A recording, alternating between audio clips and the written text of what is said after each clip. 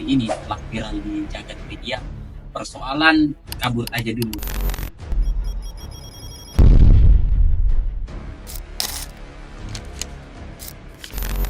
Kabur aja dulu, sebuah tagar yang beberapa hari ini telah viral di jagat media, persoalan kabur aja dulu. Ya, tagar kabur aja dulu ini ternyata telah trending di TikTok, trending di Twitter, dan di beberapa media sosial.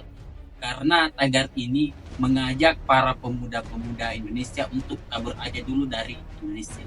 Nah, kabur aja dulu menjadi sebuah tagar yang trending topik di Indonesia karena pada persoalan masyarakat Indonesia itu ternyata tidak puas ya dengan sistem yang berlaku di Indonesia, mulai dari perekonomian, masalah keamanan, pendidikan.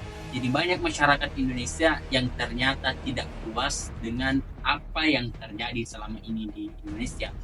Kemudian ternyata pagar kabur aja dulu ini telah telah dikomentari oleh Wakil Menteri Ketenagakerjaan Bapak. Apa efek kita peduliin?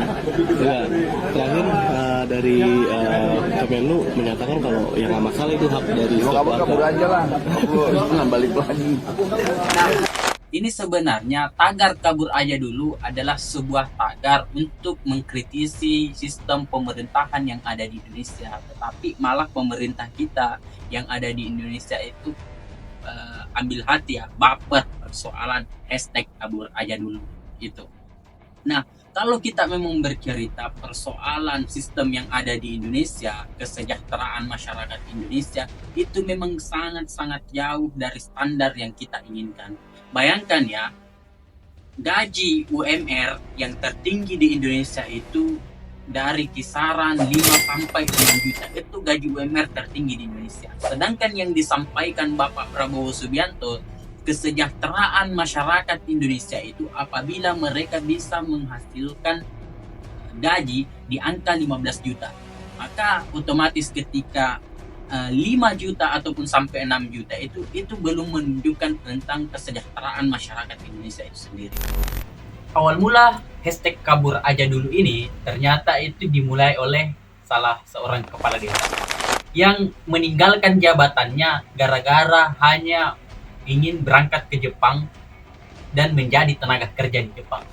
Ini menandakan bahwa seorang kepala desa saja rela meninggalkan jabatannya hanya untuk masalah perekonomian dan berangkat ke Jepang untuk bekerja di sana. Berarti tingkat kesejahteraan masyarakat Indonesia ketika kita berpikir persoalan gaji itu memang jauh sangat rendah ya, sangat di bawah. Seorang kepala desa saja rela meninggalkan jabatannya, yang kalau kita berpikir kepala desa ini biasanya kalau di kampung itu mereka sudah hidup secara layak ya kalau kita lihat secara kasat mata.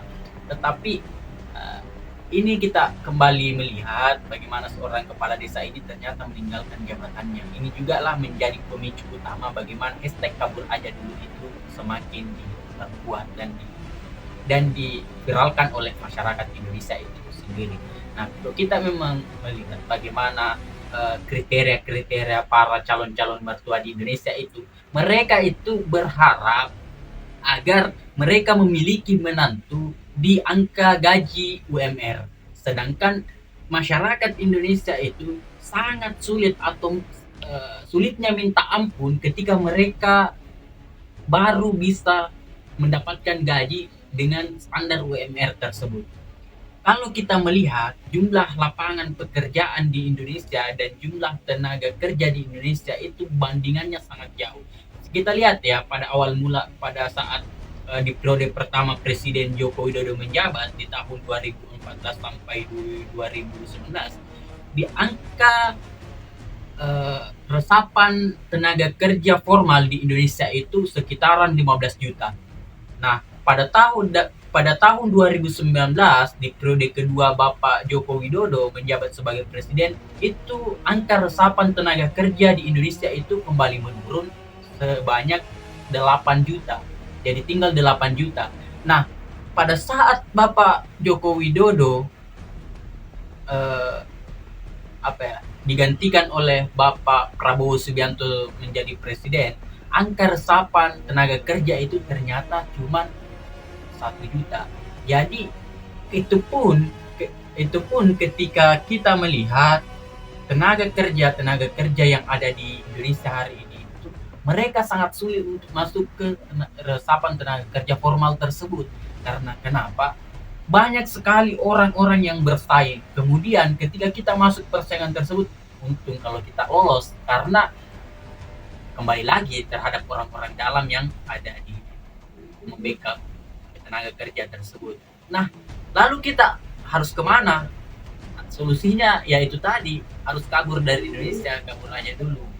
Kemudian tagar kabur aja dulu dari Indonesia itu ternyata juga ditanggapi oleh salah seorang menteri ESDM, yaitu Bapak Bahlil Lahadalia, yang Nah, kalau teman-teman berpikir untuk pindah ke luar negeri, saya malah meragukan nasionalisme kalian. Nah, perlu kita jelaskan ya, Pak Bahlil, bahwa hashtag kabur aja dulu itu bukan menandakan bahwa seseorang tersebut tidak cinta terhadap tanah airnya. Bukan bahwa kita tidak nasionalis, tetapi kabur aja dulu itu adalah sebuah bentuk kritikan dan juga sebagai bentuk bahwa kesejahteraan di Indonesia itu sangat minim, sehingga masyarakat Indonesia itu memang memilih ke luar negeri ketimbang harus mencari nafkah di Indonesia sendiri. Kemudian kita juga bisa melihat ya, para pejabat-pejabat kita yang hari ini pasti mereka juga lebih memilih berobat ke luar negeri ketimbang di Indonesia sendiri. Ini menandakan bahwa tingkat fasilitas-fasilitas yang ada di Indonesia itu memanglah sangat rendah ketimbang yang ada di luar negeri.